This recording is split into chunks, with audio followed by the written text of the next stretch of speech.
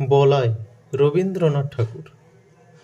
মানুষের জীবনটা পৃথিবীর নানা জীবের ইতিহাসের নানা পরিচ্ছদের উপসংহারে। এমন একটা কথা আছে, লোকালয়ে মানুষের মধ্যে আমরা নানা জীবজন্তুর প্রচ্ছন্ন পরিচয় পেয়ে থাকি। সে কথা জানা, বস্তুত আমরা মানুষ বলি সেই পদার্থকে যেটা আমাদের ভিতরকার সব জীবজন্তুকে মিলিয়ে এক করে নিয়েছে। আমাদের বাঘ গরুকে এক খোঁয়াড়ে দিয়েছে পুরে, ওহি নকুলকে এক খাঁচায় ধরে রেখেছে। যেমন রাগিনী বলি তাকেই, যা আপনার ভিতরকার সমুদয় সারে গামাগুলোকে সঙ্গীত করে তোলে। তারপর থেকে তাদের আর গোলমাল করার সাধ্য থাকে না। কিন্তু সঙ্গীতের ভিতরে এক একটি সুর অন্য সকল সুরকে ছাড়িয়ে বিশেষ হয়ে ওঠে। কোনোটাতে মধ্যম, কোনোটাতে কোমল গান্ধার, কোনোটাতে পঞ্চম। আমার ভাইপো বলায় তার প্রকৃতিতে কেমন করে গাছপালার মূল সুরগুলোই হয়েছে প্রবল। ছেলেবেলা থেকেই চুপচাপ চেয়ে চেয়ে দেখায় তার অভ্যাস, নড়ে চড়ে বেড়ানো নয়। পূব দিকের আকাশে কালো মেঘ স্তরে স্তরে তম্বিত হয়ে দাঁড়ায়। ওর সমস্ত মনটাতে ভিজে হাওয়া যেন শ্রাবণ অরণ্যের গন্ধ নিয়ে ঘনিয়ে ওঠে।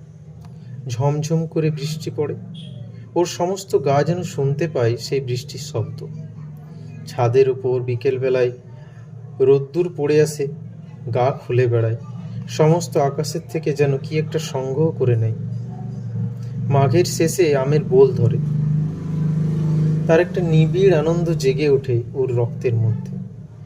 একটা কিসের অব্যক্ত স্মৃতিতে ফাগুনে পুষ্পিত শালবনের মতোই ওর অন্তর প্রকৃতিটা চারিদিকে বিস্তৃত হয়ে ওঠে, ভরে ওঠে, তাতে একটা ঘন রং লাগে। তখন ওর একলা বসে বসে আপন মনে কথা কইতে ইচ্ছে করে। যা কিছু গল্প শুনেছে সব নিয়ে জোড়াতাতা দেয়। অতি পুরনো বটের কোটরে বাসা বেঁধে আছে যে একজোড়া অতি পুরনো পাখি, ব্যঙ্গমা ব্যঙ্গমী, তাদের গল্প।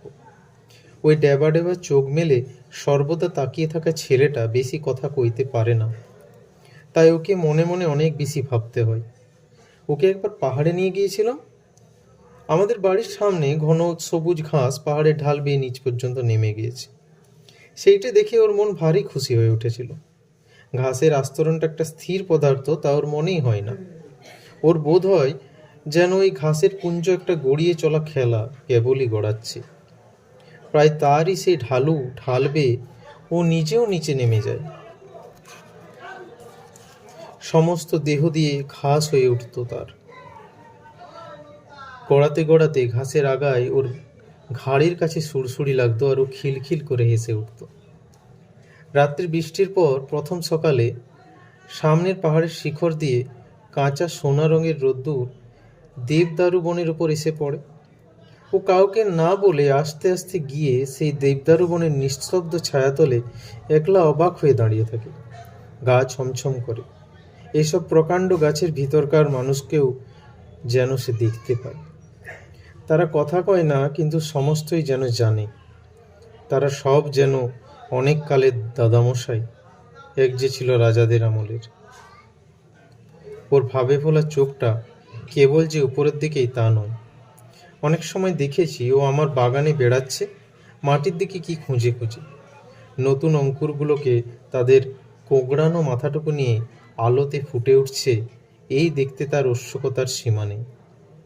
প্রতিদিন ঝুঁকে পড়ে তাদেরকে যেন জিজ্ঞাসা করে, তারপরে তারপরে তারপরে তারা ওর চির অসমাপ্ত গল্প। সদ্য গজিয়ে ওঠা কচি কচি পাতা, তাদের সঙ্গে ওর যে কি একটা বয়স্যভাব, তা ও কেমন করে প্রকাশ করবে। তারা ওকে কি একটা প্রশ্ন জিজ্ঞাসা করার জন্য আঁকুপাকু করে। হয়তো বলে, তোমার নাম কি? হয়তো বলে, তোমার মা কোথায় গেল? বলাই মনে মনে উত্তর করে, আমার তো মা নেই। কেউ গাছের ফুল তোলে, এইটে ওর বড় বাজে। আর কারো কাছে ওর এই সংকোচের কোনো মনে নেই, এটাও সে বুঝেছে। এই জন্য ব্যথাটা লুকোতে চেষ্টা করে। ওর বয়সের ছেলেগুলো গাছে ঢিল মেরে আমলকি পাড়ে, ও কিছু বলতে পারে না, সেখান থেকে মুখ ফিরিয়ে চলে যায়। ওর সঙ্গীরা ওকে খেপাবার জন্য বাগানের ভিতর দিয়ে চলতে চলতে ছড়ি দিয়ে দুপাশের গাছগুলোকে মারতে মারতে চলে। ফস করে বকুল গাছের একটা ডাল ভেঙে নেয়। ওর কানতে লজ্জা করে, পাছে কেউ সেটা দেখে পাগলামি মনে করে। ওর সবচেয়ে বিপদের দিন যেদিন খাসিয়াড়া ঘাস কাটতে আসে, কেননা ঘাসের ভিতরে ও প্রত্যহ দেখে দেখে বেরিয়েছে এইটুকু লতা, বেগুনি হলদে নামহারা ফুল, অতি ছোট ছোট, মাঝে মাঝে কণ্টিকারি গাছ, তার নীল নীল ফুলের বুকের মাঝখানটিতে ছোট্ট একটুখানি সোনার ফোঁটা। বেড়ার কাছে কাছে কোথাও বা কালমেঘের পাতা, কোথাও বা অনন্তমূল। পাখিতে খাওয়া নিম ফলের বিচি পড়ে ছোট ছোট চারা বেরিয়েছে। কি সুন্দর তার পাতা! সমস্তই নিষ্ঠুর নিড়নি দিয়ে নিড়িয়ে ফেলা হবে। তার বাগানের শৌখিন গাছ নয়, তারা বাগানের শৌখিন গাছ নয়, তাদের নালিশ শোনবার কেউ নেই। এক একদিন ওর কাকির কোলের কাছে এসে বসে গলা জড়িয়ে বলে, ওই ঘাসিয়াড়াকে বলো না আমার ওই গাছগুলো যেন না কাটে। কাকি বলে, বলাই, কি যে পাগলের মতো বলিস, ও যে সব জঙ্গল, সাফ না করলে চলবে কেন? বলাই অনেক দিন ধরে বুঝতে পেরেছিল যে কতগুলো ব্যথা আছে যা সম্পূর্ণ ওর একলারই। ওর চারদিকের লোকের তার কোনো সাড়া দেওয়ার ইচ্ছে নেই। এই ছেলের আসল বয়স সেই কোটি বৎসর আগেকার দিনে, যেদিন সমুদ্রের গর্ভ থেকে নতুন জায়গা পঙ্কস্তরের মধ্যে পৃথিবীর ভাবী অরণ্যের আপনার জন্মের প্রথম ক্রন্দন উঠিয়াছে। সেদিন পশু নেই, পাখি নেই, জীবনের কলরব নেই, চারিদিকে পাথর আর পাঁক আর জল, কালের সমস্ত জীবের অগ্রগামী গাছ। সূর্যের দিকে জোড়া হাত তুলে বলেছে, আমি থাকব, আমি বাঁচব, আমি চিরপ্রথিক, আমি চিরপথিক, মৃত্যুর পর মৃত্যুর মধ্য দিয়ে অন্তহীন প্রাণের বিকাশ তীর্থে যাত্রা করব, রৌদ্রে বাদলে দিনে রাত্রে। গাছের সেই রব আজও উঠেছে বনে বনে, পর্বতে প্রান্তরে, তাদেরই শাখায় পত্রে ধরণীর পান বলে বলে উঠছে, আমি থাকব, আমি থাকব। বিশ্বপানের মুখধাত্রী এ গাছ নিরবিচ্ছিন্ন কাল ধরে দুর্লোকের দহন করে পৃথিবীর অমৃত ভাণ্ডারে প্রাণের তেজ এনেছে, প্রাণের রস পানের লাবণ্য সঞ্চয় করেছে, আর উৎকণ্ঠিত প্রাণের বাণীকে অহর্নিশি আকাশে উচ্ছ্বসিত করে তোলে, আমি থাকব। সেই বিশ্বপানের বাণী কেমন একরকম আপনার রক্তের মধ্যে শুনতে পেয়েছিল ওই বলাই। আমরা তাই নিয়ে খুব হেসেও ছিলাম। একদিন সকালে এক মনে খবরের কাগজ পড়ছি, বলাই আমাকে ব্যস্ত করে ধরে নিয়ে গেল বাগানে। এক জায়গায় একটা চারা দেখিয়ে আমাকে জিজ্ঞাসা করলে, কাকা, এই গাছটা কি? দেখলুম একটা শিমুল গাছের চারা বাগানের খোয়া দেওয়া রাস্তার মাঝখানে উঠেছে। হায় রে, বলাই ভুল করেছিল আমাকে ডেকে নিয়ে এসে। এতটুকু যখন ওর অঙ্কুর বেরিয়েছিল, শিশুর প্রথম প্রলাপটুকুর মতো, তখন এটা বলাইয়ের চোখে পড়েছে। তারপর থেকে বলাই প্রতিদিন নিজের হাতে একটু একটু জল দিয়ে সকালে বিকেলে ক্রমাগতই ব্যগ্র হয়ে দেখছে কতটুকু বাড়ল। শিমুল গাছটা বাড়ে দ্রুত, কিন্তু বলাইয়ের আগ্রহের সঙ্গে পাল্লা দিতে পারে না।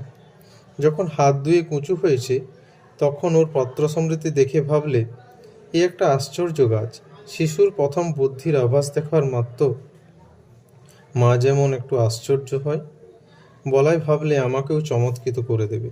আমি বললাম, মালিকে বলতে হবে, এটা উপড়ে ফেলে দেবে। বলাই চমকে উঠল, এই কি দারুণ কথা! বললে, না কাকা, তোমার দুটি পায়ে পড়ি, উপড়ে ফেলো না। আমি বললাম, কি যে বলিস বলাই, তার ঠিক নেই। একেবারে রাস্তার মাঝখানে উঠেছে, বড় হলে চারদিকে তুলিয়ে ছড়িয়ে দেবে, অস্থির করবে ডালপালা। আমার সঙ্গে যখন পারলে না, এই মাতৃহীন শিশুটি গেল তার কাকির কাছে। কোলে বসে তার গলা জড়িয়ে ফুঁপিয়ে ফুঁপিয়ে কাঁদতে কাঁদতে বললে, কাকি, তুমি কাকাকে বারণ করে দাও, গাছটা যেন না কাটেন। উপায়টা ঠিক ঠাউরে ছিল। ওর কাকি আমাকে ডেকে বললে, ওগো শুনছো, আহা, ওর গাছটা রেখে দাও। রেখে দিলুম। গোড়ায় বলাই না যদি দেখাতো, তবে হয়তো ওটা আমার লক্ষ্যই হতো না। কিন্তু এখন রোজই চোখে পড়ে। বছরখানেকের মধ্যে গাছটা নির্লজ্জের মতো মস্ত হয়ে বেড়ে উঠল। বলাইয়ের এমন হলো যে গাছটার পরেই তার সবচেয়ে স্নেহ। গাছটাকে প্রতিদিনই দেখাচ্ছে নির্বোধের মতো। একটা অজায়গায় এসে দাঁড়িয়ে কাউকে খাতির নেই, একেবারে খাড়া লম্বা হয়ে উঠেছে। যে দেখে সেই ভাবে এটা এখানে কি করতে। আরও 2-4 বার এর মৃত্যুদণ্ডের প্রস্তাব করা গেল। বলাইকে লোভ দেখালাম, এর বদলে খুব ভালো কতগুলো গোলাপের চারা আনিয়ে দেব। বললেন, নিতান্তই শিমুল গাছই যদি তোমার পছন্দ, তবে আরও একটা চারা আনিয়ে বেড়ার ধারে পুঁতে দেব। সুন্দর দেখতে হবে। কিন্তু কাটবার কথা উঠলেই বলাই আঁতকে ওঠে। আর ওর কাকি বলে, আহা, এমনই কি খারাপ দেখতে হয়েছে? আমার বৌদিদির মৃত্যু হয়েছে যখন এই ছেলেটি তার কোলে। বোধ করি সেই শোকে দাদার খেয়াল গেল তিনি বিলেতে ইঞ্জিনিয়ারিং শিখতে গেলেন। ছেলেটি আমার নিঃসন্তান ঘরে কাকির কোলেই মানুষ। বছর 10 পরে দাদা ফিরে এসে বলাইকে বিলাতি কায়দায় শিক্ষা দেবেন বলে প্রথমে নিয়ে গেলেন সিমলে, তারপরে বিলেত নিয়ে যাবার কথা।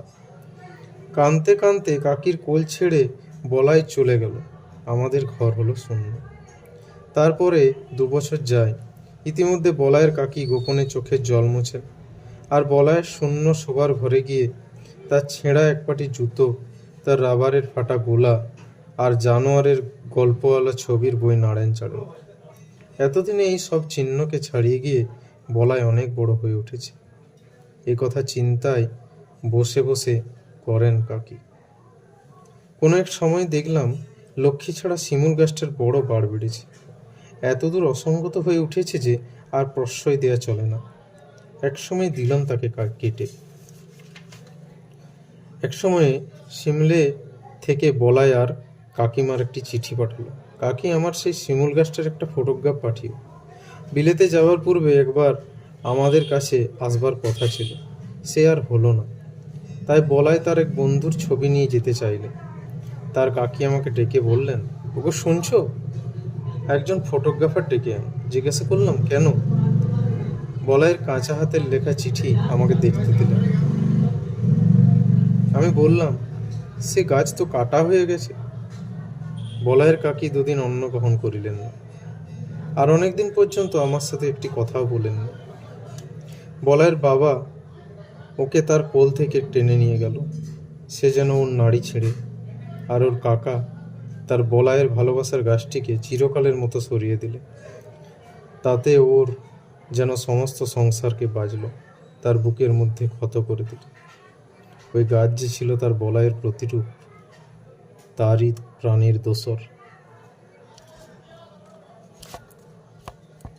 ধন্যবাদ।